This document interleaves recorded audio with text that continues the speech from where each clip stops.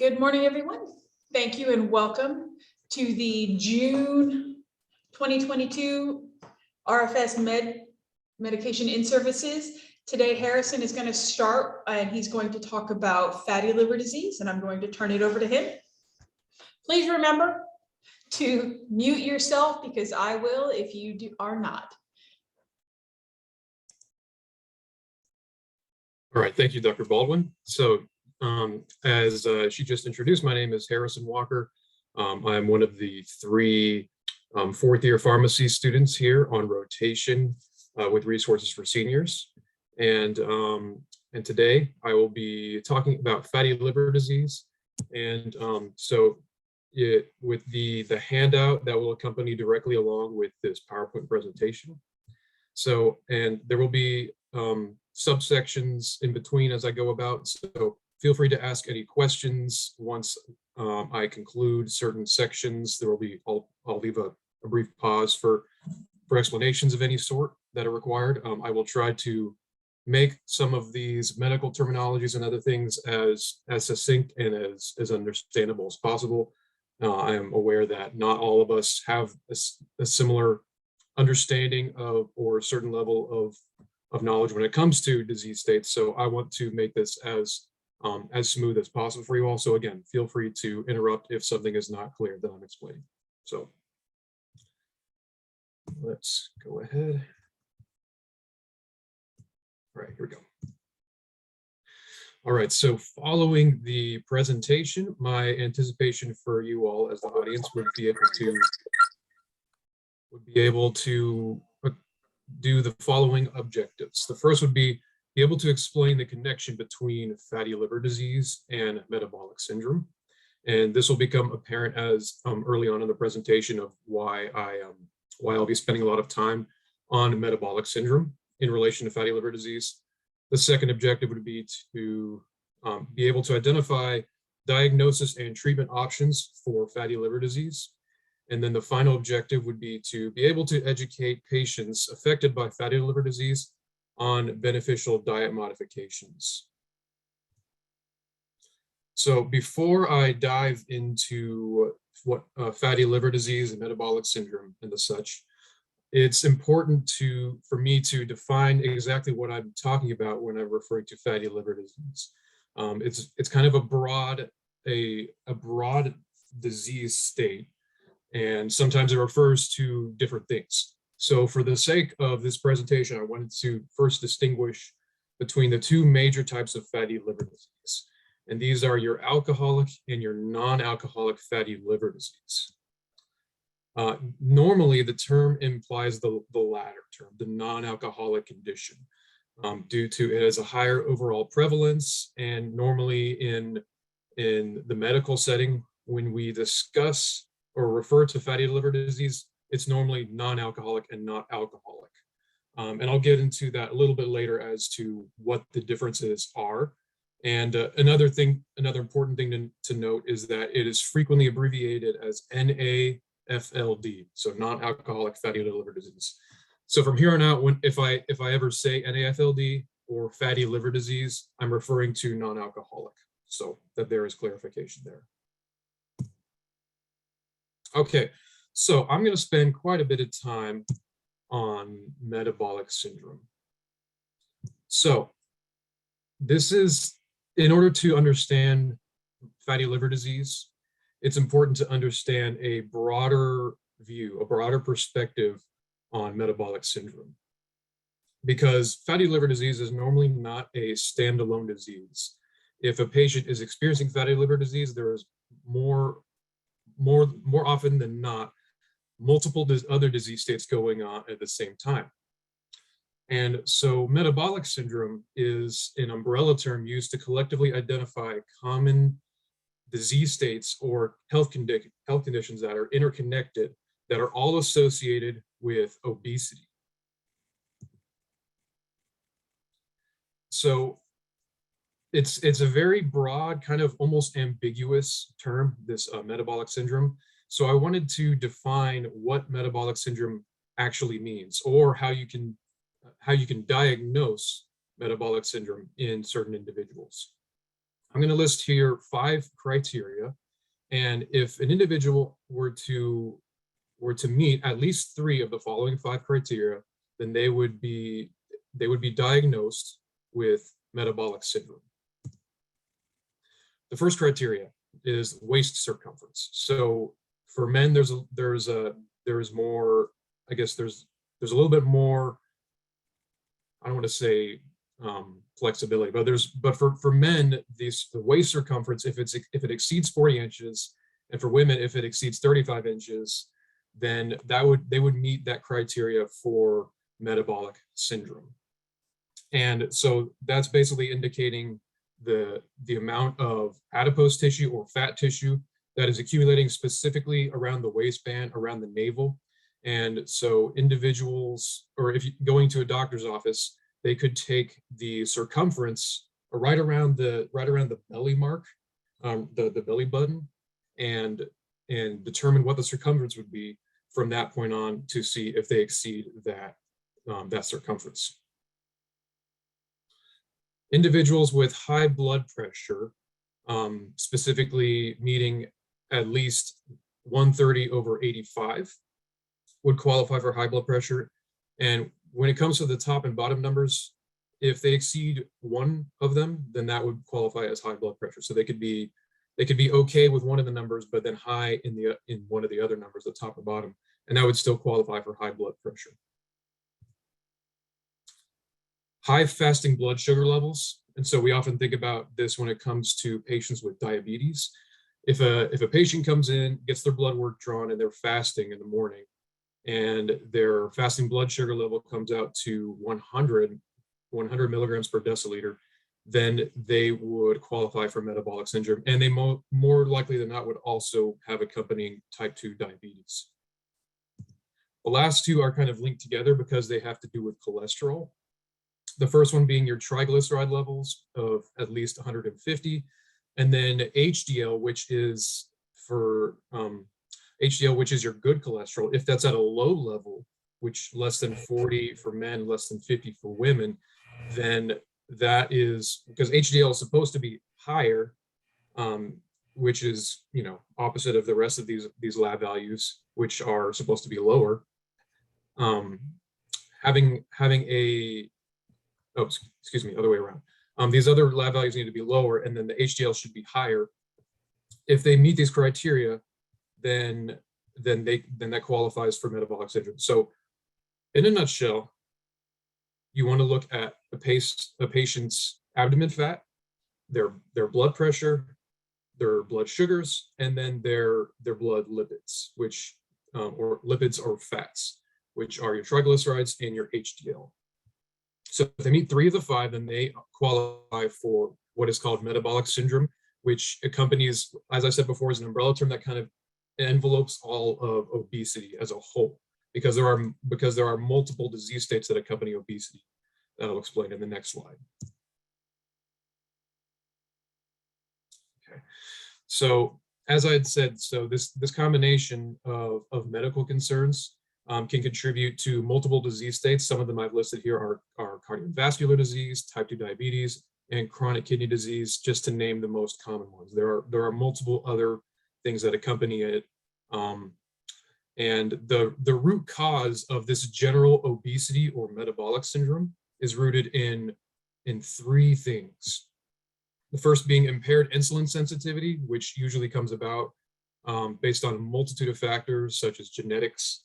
But to some degree, there's excessive blood sugar levels, and that leads to impaired insulin sensitivity, which then contributes to metabolic syndrome. Another is dysfunctional lipid metabolism. So the body is not able to use fat molecules or store them properly or excrete them properly. And so you have this imbalance of lipids, as we talked about with HDL and your triglycerides. And one I didn't mention is LDL, which is the most commonly used one when it comes to treating dysfunctional lipid metabolism. And the other is excess fat deposition around the waistline.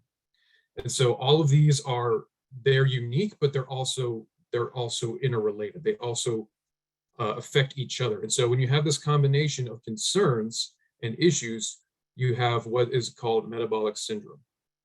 And the reason that I've spent time on this, and I know it's kind of confusing because there's multiple things you try to take into account.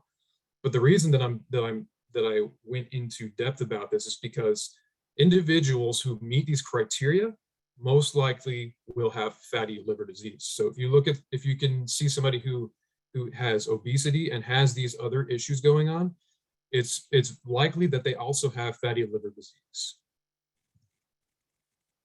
Okay, and to wrap up the metabolic syndrome before we actually dive into the actual meat of fatty liver, you can consider some of these numbers. Okay, I'll get to that question here after I get through these numbers. Okay. So there's some statistics that I wanted to share with you to kind of tie this all in together. There we go. So in the United States, about 1 in 3 adults would qualify for the diagnosis of metabolic syndrome. So that is very concerning, because if you think about how many people there are in the United States that are overweight or have obesity, 1 in 3 of these adults would qualify for at least 3 out of the 5 criteria for metabolic syndrome. 90% of individuals who have fatty liver disease, remember I have this abbreviation for non-alcoholic fatty liver disease, 90% will meet at least one of the 5 metabolic syndrome criteria that we had just discussed. And 33% of individuals with fatty liver meet all 5 of the criteria. So again, this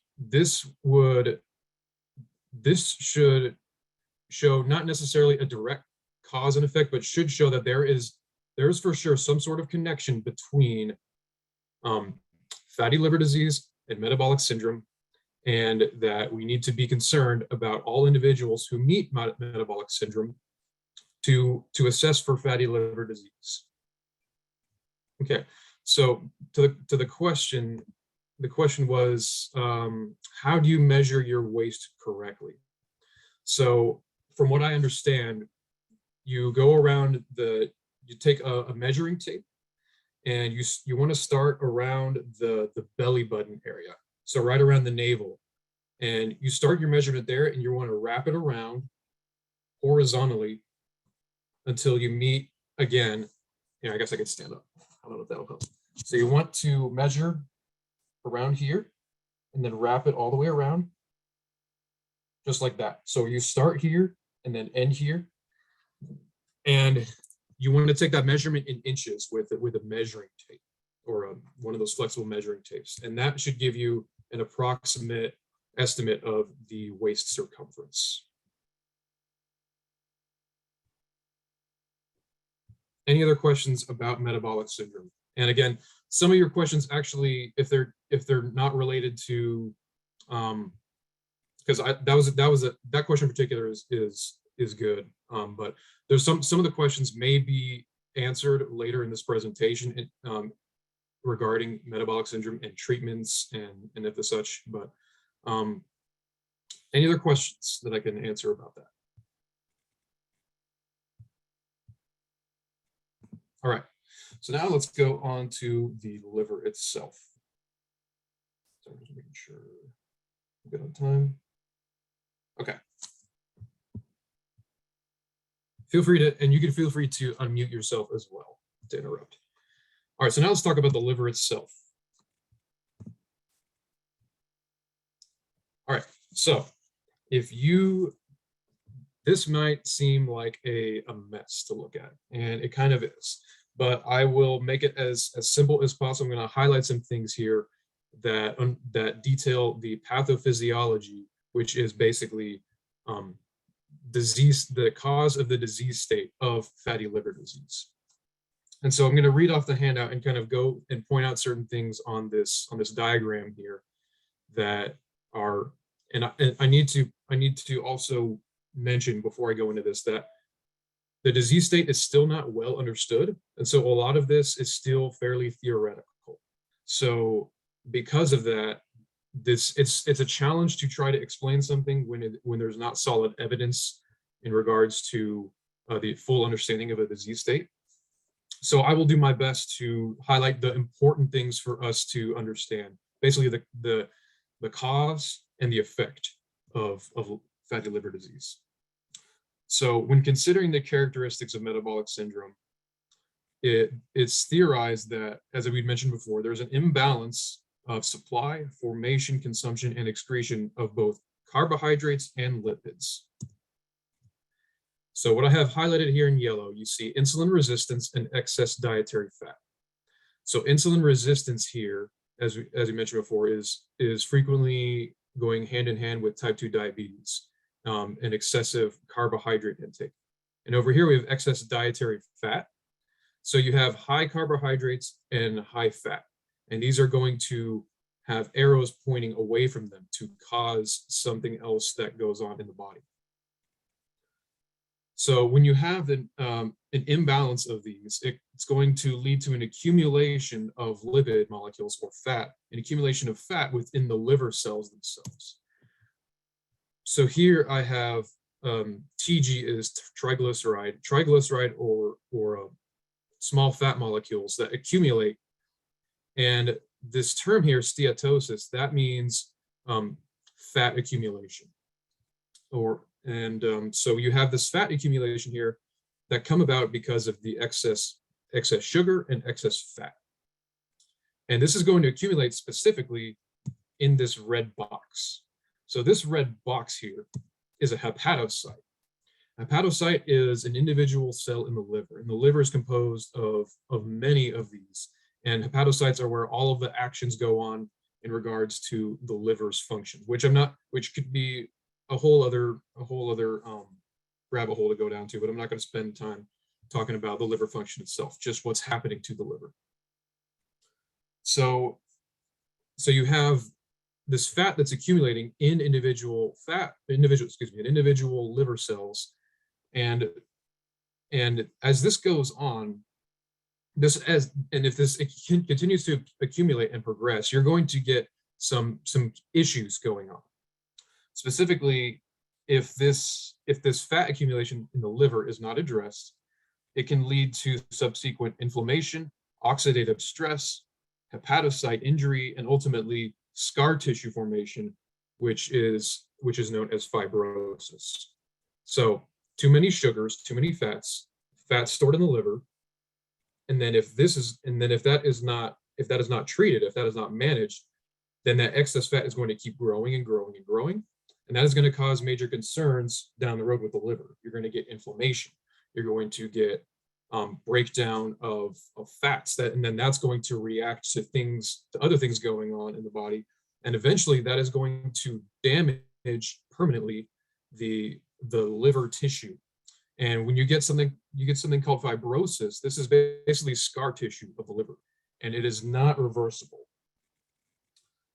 So again, I hope that I was able to kind of make sense of this diagram and try and explain more or less what you would need to know when it comes to fatty liver disease, what the cause and the effect is of it. And to put that in perspective, there are actually multiple stages of fatty liver disease that are dependent on the amount of fat accumulation and damage or fibrosis. The first one we already mentioned, NAFLD. So if you look on this diagram here, we go from healthy liver to the least healthy liver.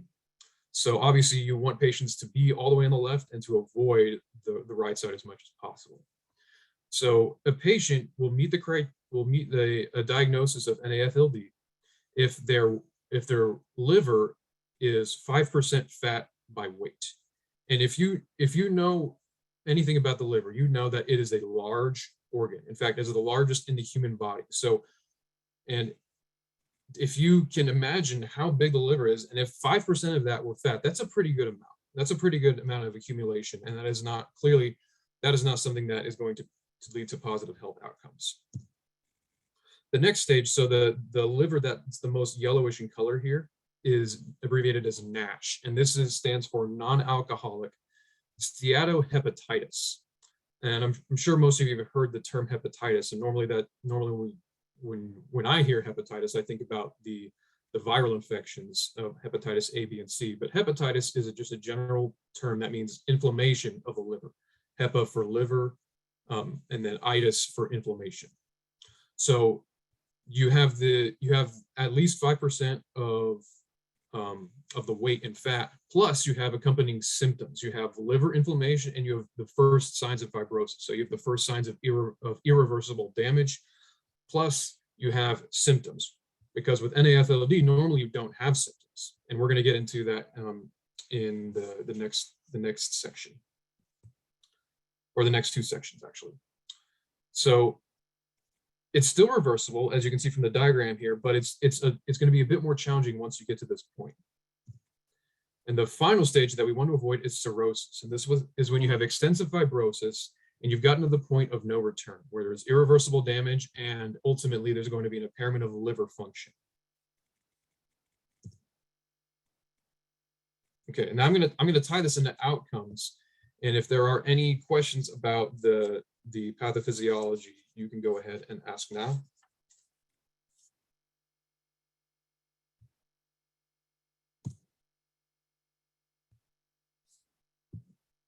Okay, so briefly, outcomes, this is gonna connect together about why it's important that we're even talking about fatty liver. So here's some more statistics that I want you to take into account and try to internalize. The prevalence of fatty liver disease in type 2 diabetes patients is estimated to be up to 87%. That is extremely high. So if for those of you in the audience who are working with resources for seniors or also work with other geriatric patients, you know that many of them have type 2 diabetes and they're trying to manage it. Now consider all of the individuals that you know of that have type 2 diabetes. Most of them may have some degree of fatty liver disease. So this is extremely important for all of us to understand and to recognize as part of these underlying concerns with our geriatric patients and our patients with type 2 diabetes. In the patients with NAFLD, only 1.5% will develop cirrhosis. That's a pretty good number. So in about every, out of 100 patients, 1 to 2 will end up with cirrhosis that ends and lead to liver failure. So pretty good outcomes overall, hence why it's not really something that's talked about frequently. However, in patients with NASH, once you get to the early signs of fibrosis and you get symptoms, that risk goes up tenfold. So patients with NASH have a 15% chance of developing cirrhosis. And so that becomes pretty concerning. Once patients are symptomatic, then you want to really recognize it and do something about it so that you prevent cirrhosis from occurring. And in these same patients, 3% of them will die from liver-related causes. So if you want to extrapolate that information, those 15% of NASH patients who develop cirrhosis, 20% of them will die from liver-related causes. So again, the risks go up as you progress to the more severe stage of fatty liver disease. And then another concerning thing is 13% of liver cancer patients started at some point with fatty liver disease. So again, to tie all these things together, fatty liver disease is something that we want to treat and treat early, because you can see that clearly once it's progressed, that there are some very poor outcomes of these patients. Okay. So again, I think it's pretty clear that there's an association between metabolic syndrome, fatty liver disease, and even type 2 diabetes. It's important to understand the concept of fibrosis and knowing that it is irreversible, and that is where we want to cut things off. We want to prevent fibrosis from happening in the first place, hence recognizing early fatty liver disease when possible. All right, any questions about that? Because now, did I hear something? Okay. So again, I know a lot of this might not be something that you can truly internalize, but I think if you've gotten anything out of the presentation so far in the first half, it is that individuals with obesity may likely have some degree of fatty liver, and that fatty liver, if untreated and not managed, can lead to very poor liver outcomes. So that is at least the take-home message that I want you to get, that I want you all to understand at this point. All right. So now we're going to get into what I think is more pertinent to the audience, and that's going to be diagnosis and then getting into lifestyle and medication management. All right, so we just talked about the poor outcomes of fatty liver disease. However, diagnosis is still very uncommon, especially when we're considering the early stages. And this is due to a lack of a few things. There's a lack of patient-reported symptoms, there's a lack of pertinent lab values, and there's a lack of clear screening recommendations. And in the next slide, I'm going to go into detail with each of these three things that we are lacking in. Okay, so initially, diagnosis of fatty liver disease is an accident. It's incidental during other procedures, normally abdominal ultrasound. So let's say a patient comes into the doctor, they're complaining of abdominal pain, and they've taken medications and they're not working, and a doctor might be concerned that something else is going on, so they order an ultrasound of the abdomen. Let's say they suspect maybe gallstones or something like that in the gallbladder. So they'll do an ultrasound, and then they'll incidentally find that there is fat accumulation in the liver. So the liver might not be causing any issues, there might not be symptoms, but there's that incidental finding where they accidentally discover that there is fatty liver there. And as I just said, so most patients are asymptomatic until they reach NASH, at which point you're starting to get some of the first signs of fibrosis or irreversible damage. So when they've reached NASH, usually the symptoms are just kind of a general fatigue, which is very nonspecific, but also discomfort around the liver that's present upon inflammation. So the liver is located, at least in the abdominal cavity, in your upper right quadrant. So sitting right here, you've got your liver, and so once you've got inflammation around it, that's going to push up against the rib cage and the other organs. That's going to cause discomfort, and that at that point is when you most likely have reached NASH and have passed NAFLD, that stage. I mentioned that lab abnormalities are rare. So when patients go to get their an annual checkup and they get blood drawn, there's normally not going to be a specific abnormality on the lab where they can suspect fatty liver disease. There's one exception though, and that's liver enzymes such as AST and ALT. The thing with these enzymes is normally doctors are not concerned unless they are 3 times the upper normal limit. So they have to be very, very high for doctors to normally be concerned.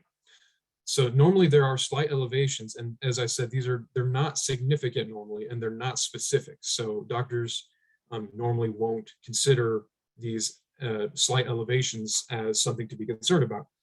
But in almost all patients with fatty liver disease, this has been a common lab occurrence. And then following suspicion of fatty liver disease, the diagnosis and assessment is usually via an MRI and or a liver biopsy, especially when it comes to NASH. Once you have fibrosis, an actual biopsy, so taking a sample of the actual liver, which is that's going to be invasive and not preferred, but going in and extracting some part of the liver to observe it under a microscope to assess for the fat accumulation of fibrosis is going to be the sure diagnostic for fatty liver disease. And that's why it's not frequently done, because it's invasive. All right, so now that we've talked about how to look out for fatty liver disease, it's important to also rule out other possible causes of liver disease. If you recall, at the very beginning with the introduction, I mentioned alcoholic fatty liver disease. So alcoholic fatty liver disease presents with some similar symptoms as NASH, but also there is a slew of other major adverse effects and complications that accompany it. That I won't, again, that's another rabbit hole to go down that I'm not going to. But the important thing is it's very distinct. It's much more recognizable, and there are specific treatment guidelines for treating alcoholic fatty liver disease, especially in the inpatient hospital setting. So how do you rule it out? Well, get a social history of a patient to assess if they have a history of chronic heavy alcohol consumption. So if a patient is a light drinker, which is normally defined as for women 1 drink, for men 2 drinks a day and no more, nothing in excess, then and they haven't been doing they haven't been doing this for years and years. Normally, you can just use that and rule out alcoholic fatty liver disease. And so, if a patient is healthy otherwise, then you can rule that out. There's also drug-induced liver diseases. So, and you can rule out certain drug-induced liver diseases based on a patient's medication history. So the most notable one is Tylenol, acetaminophen. However, this is specifically, I bring up Tylenol because normally we're only concerned about overdoses. So individuals can use Tylenol at appropriate doses for pretty much most of their life and not have any liver complications. And most patients don't normally take it, every single day at that, at the max tolerated or the max recommended dose. So usually it's and not to be morbid, but some individuals who intentionally take Tylenol overdose as a suicidal attempt, they can present with a drug-induced Tylenol-induced liver disease, and so it's important to rule that out and if there's suspicion for Tylenol overdose to test for drug levels in the hospital setting. Other drugs that are frequent causes of drug-induced liver disease are long-term use of amiodarone.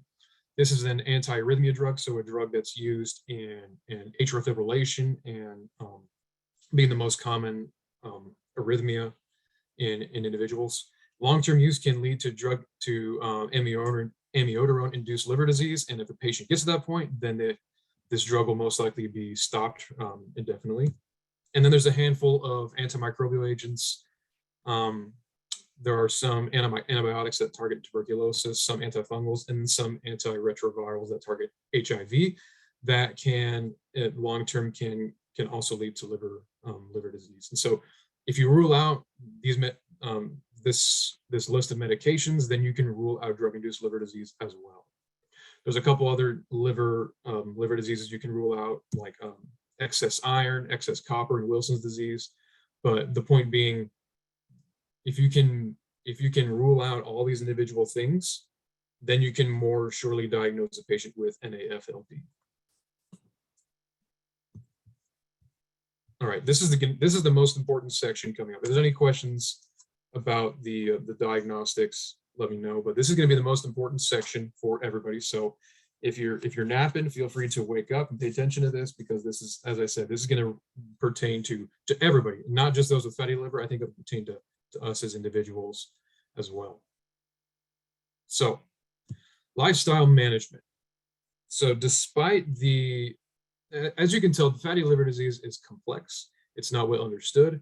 Some of the things that I've talked about are ambiguous, vague, and there's not a clear-cut explanation of it. But fortunately, management is very simple, straightforward, and it's easily understood. How do you manage fatty liver? Weight loss. A 5% decrease in body weight reduces liver fat accumulation. So if a patient is suspected of fatty liver, if they reduce their body weight by 5%, they will begin to stop and reverse that fat accumulation that we talked about back in the pathophysiology section. And even more important statistic is a 10% decrease in body weight can reverse NASH to NAFLD. So remember how I talked about how in NASH you have early signs of fibrosis, but it's still reversible. So let's say you have a patient, and for the sake of easier math, you have a patient who comes in who is 300 pounds, they have NASH, and you want to help them to reverse that NASH stage to NAFLD before it progresses to cirrhosis. If that patient has a goal and reaches the goal of losing 30 pounds or 10% of their body weight, going from 300 pounds to 270, that alone can reverse the stage of NASH to NAFLD, and that is huge, especially for patients who are most likely to experience this because of metabolic syndrome and obesity. Going from 300 pounds to 270 pounds, in the grand scheme of things, they can do or ideally they should do more weight loss than that, but that alone, going from 300 to 270, can reverse this stage of fatty liver disease. So very, very important that we understand this, and that we help patients understand the value of weight loss, especially in regards to fatty liver. Okay. So when it comes to weight loss, we've heard about this over and over throughout our lives. The biggest thing is eat well and exercise. Doing both of those things, where you choose healthier foods with smarter calorie choices, and then you exercise to expend those calories to kind of have a better balance of your calorie intake and your outtake. Normally, when we talk about lifestyle management, that's going to come up every single time.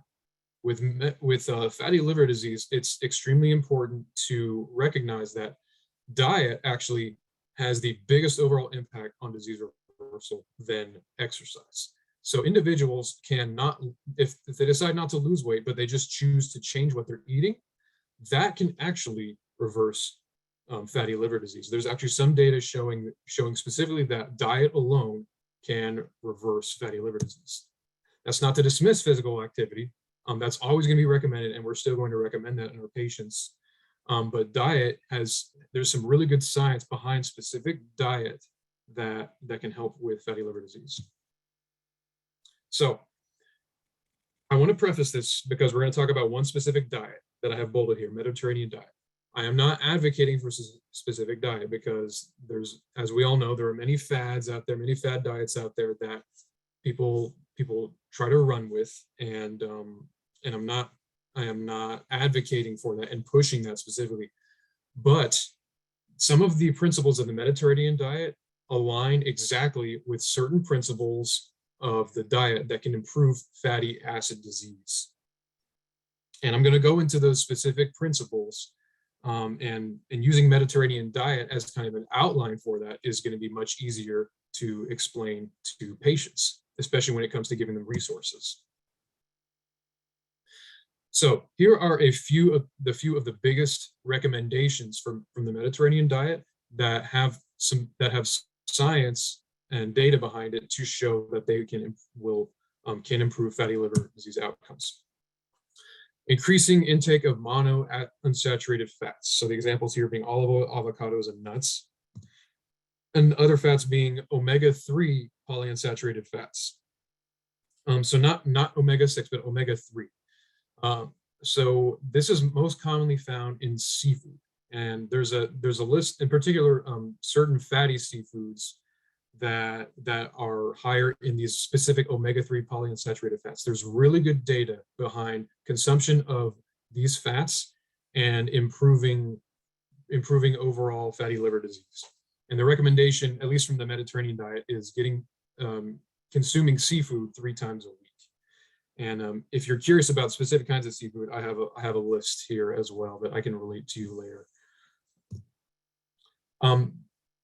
Vegetable proteins, so your beans, your legumes, soybeans, and even peas, those are all good sources of protein that come specifically from vegetables. And so normally when we think protein, we think of our meats, but these specific vegetables also have really good protein and with some science behind them that shows their benefit for fatty liver disease. And the other big principle being dietary fiber. So when I think fiber, I normally think about whole grains and things like that, but there's actually vegetables as well, like so your garlic, onions, and asparagus that also have very good sources of dietary fiber. So implementing these specific principles into the diet has good data to show that these alone can help improve fatty liver disease. And on the opposite end of the spectrum, let's talk about these avoidances. And again, these are not going to be a surprise because we've heard about these before. Avoiding simple sugars, so fructose, especially processed foods that have ingredients like high fructose corn syrup. These are going to be extremely poor for fatty liver disease and are usually the main culprit behind worsening fatty liver disease conditions. So if there's a way to cut these out or minimize them as much as possible, this will go a long way for liver health. I've mentioned the good fats, but there's also saturated fats. So butter, margarine, and coconut oil are three big examples that come out. In a nutshell, fats that are derived from animal sources are ones that you want to avoid. So being your dairy products and things of the sort. Whereas your fats that come from your seafood and that come from your avocados, your nuts, olive oil, those are the ones that you want to replace them with. And then processed and red meats, so your beef and pork, and then sausages and cured meats. These can worsen fatty liver disease. And there's, again, just as there's data behind the recommendations, there's also data behind the avoidances in regards to directly improving or worsening fatty liver disease. This is from an article that I referenced that kind of shows the improvement or the worsening and of these specific food elements and what they do to the liver overall. So other considerations. So I didn't mention other meats. So lean poultry is also recommended in I believe the Mediterranean diet says twice weekly.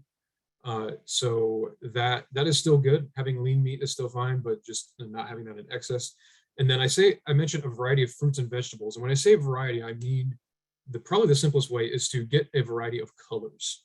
So fruits and vegetables come in a big variety of colors. And so the more variety of colors that you can get into your diet, the better overall, because the different colors often correlate with different kinds of nutrients that you get. So that's probably the easiest way to explain to patients in regards to how to improve their fruit and vegetable intake. Probiotics also have some decent data behind them. So probiotic supplements and also particular yogurts that have probiotic cultures in them. It's important if a patient is consuming probiotic yogurt to try and choose one that has lower sugar and lower fat concentrations. And then another really neat one is black coffee. So there's actually some pretty solid data behind black coffee consumption in regards to good liver health.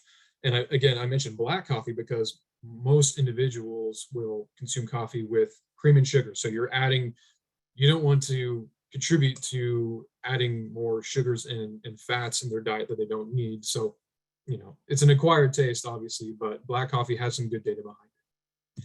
For more information, you can refer individuals to this website called Med Instead of Meds. So this is actually a website that was designed by nutritionists at NC State. And it has resources for recipes and for specific tips on implementing these dietary principles. And yeah, you can get into the science of it if you want as well, where it'll reference certain scientific articles to show the data for good health and specifically for good fatty liver disease health, since that's what we're discussing. All right. So as I said, that was easily the most important section, and because of time, I'm going to go through this final section fairly quickly because this is not going to be as relevant, I would think. But before I get to that, are there any questions in relation to lifestyle management?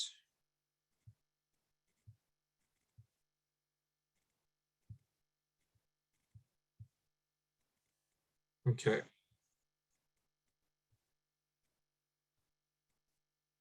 Good deal. So let's go through this last section here, medical management. So for those that don't have the handout, I want you to think about, take a wild guess in your head. How many drugs do you think have been approved by the FDA for the treatment of fatty liver disease? And this is not a trick question, because if you think about it, everything we've talked about, fatty liver disease is vague. It's very tough to understand. So if you guessed 0, you are correct. There is not a single drug out there that has been FDA approved for the treatment of fatty liver disease. There are a lot of trials going on right now, but there hasn't been a ton of progress in regards to finding medications that specifically improve fatty liver disease, other than the data that we talked about, which for weight loss and the principles aligned with the Mediterranean diet. Okay, the role of medicine primarily is to manage the other disease states. We talked a lot about metabolic syndrome and how that relates to obesity. So usually medications are the role in fatty liver disease is to manage the other components, the other things that branch out from metabolic syndrome. So managing diabetes, blood pressure, cholesterol, and even weight loss. There's medications now out there for specifically indicated for weight loss. So using these medications to manage the other disease states will naturally help to alleviate fatty liver disease in a secondary manner. So that's the main role, but there is some data out there that I wanted to mention in regards to diabetes meds. The GLP-1 antagonist medications. These are injectable medications that have been used for diabetes and within the last few years for weight loss as well. There are studies going, and there's a lot of good potential for these to be used for fatty liver disease outcomes. And some of the examples I've listed below are your Ozempic and Wegovy, which is the weight loss formulation, and then Victoza and Saxenda, which is the weight loss formulation. These injections, the semaglutide being once weekly, your liraglutide being once daily, have good benefits for not just diabetes, but for individuals who are obese without diabetes, for weight loss and blood sugar management. Metformin being the most, other than insulin, being the most common, being the most common. Sorry, I'll get to that question here in a moment. Metformin is the most common non-insulin medication that is used in diabetes. It has no benefit in fatty liver in particular, but it is safe to use in NASH. And this is important because some providers, once a patient has progressing liver disease, they may want to stop using metformin.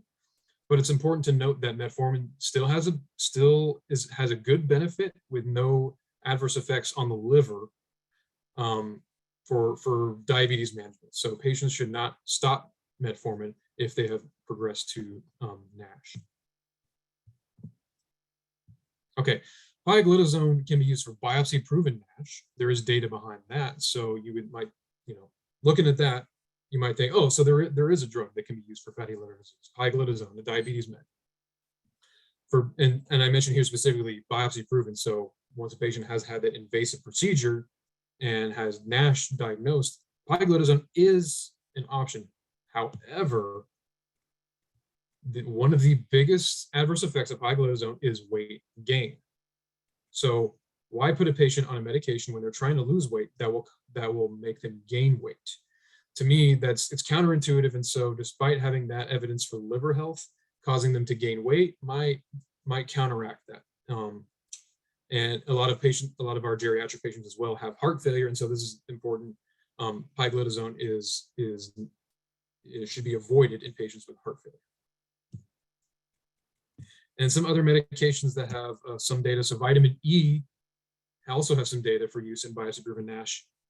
But the catch here is that vitamin E supplementation should be avoided in our patients with diabetes, which is a big portion of our NASH patients. Statin medications used for managing high cholesterol or LDL cholesterol should continue to be used because of their outcomes in multiple different disease states. And when I say statin, I mean these medications that end in statin, atorvastatin, rosuvastatin, simvastatin, which are generics for Lipitor, Crestor, and Zocor. But once you get to later stages of disease, specifically progressive cirrhosis, that's when you want to stop these medications. There's also some data behind these supplements: cardamom, garlic, fish oil, and turmeric, which is good. I know individuals really like hearing about good data for supplements. The catch here, especially with our audience and our patients, is that many of our patients are on multiple drugs. So most of these supplements that are listed have many drug interactions. So patients that are already on complicated drug regimens, this will cause things to be potentially worse for their side effects.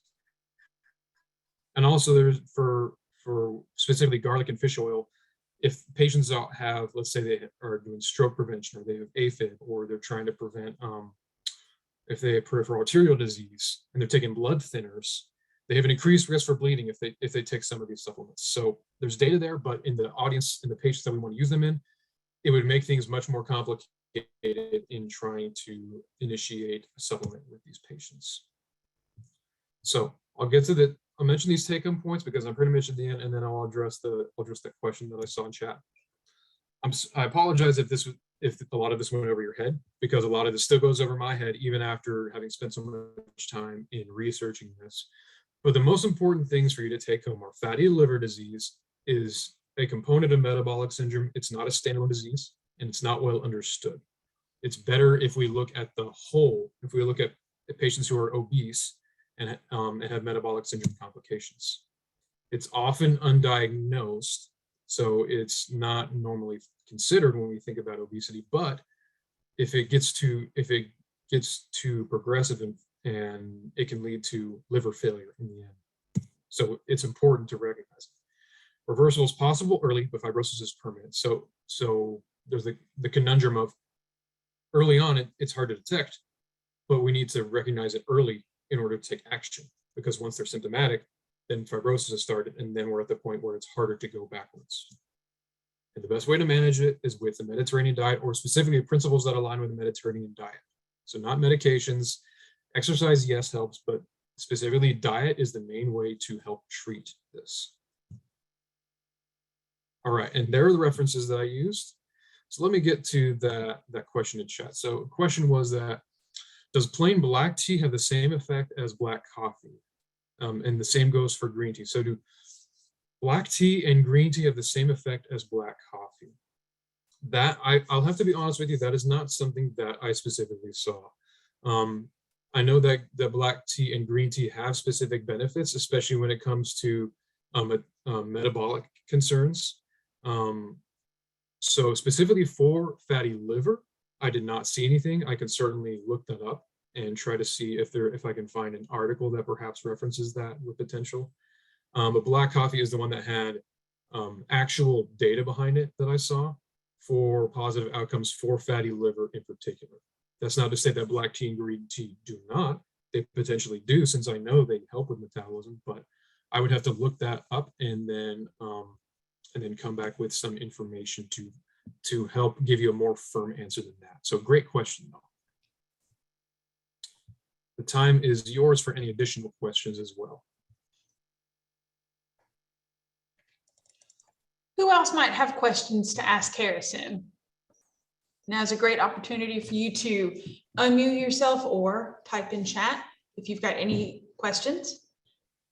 Otherwise, or you can text me for those of you that have my text number. Otherwise, I'm going to let him off the hotspot. So give us a minute, Harrison, to let us look. Yep.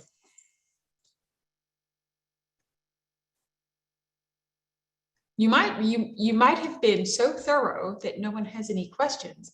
I know the audience that was sitting here stated, well, they're stating that you're very thorough. So you might not I have try any to be. questions. So, and I know this is not I picked a challenging topic but I hope that I could kind of relay the most important points. I see somebody has unmuted themselves, so I'm going to let her, if she's got a question, ask it. I don't have a question, but this is kind of what I got from it. It seems that fatty liver disease is more, it's like you said, it comes about because of other problems that we have health-wise, and that it's not a disease that stands out just on its own, like high blood pressure or diabetes.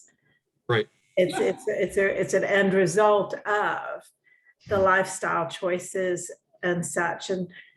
And so I just wanted to make sure that I had that thought correct in my head. Absolutely. That you're 100% spot on with that thought. So is that why it's like the redheaded stepchild and the medications?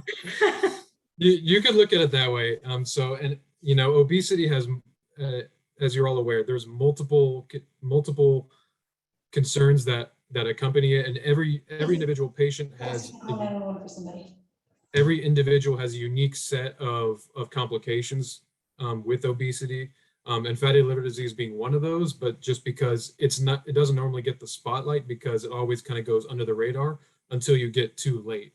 And that's why its prevalence is becoming more common now in medicine. That, hey, like, patients are obese and then they end up dying because their livers are failing, or they end up getting liver cancer. So, and trying to connect these poor outcomes to something that's really ambiguous, or that's kind of masked by all the other obesity complications going on.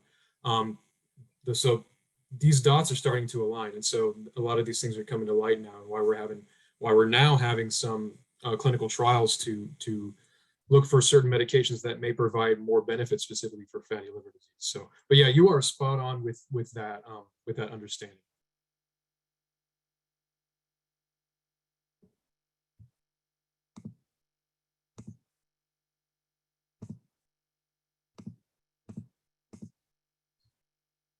I think Dr. Baldwin may have just stepped out temporarily.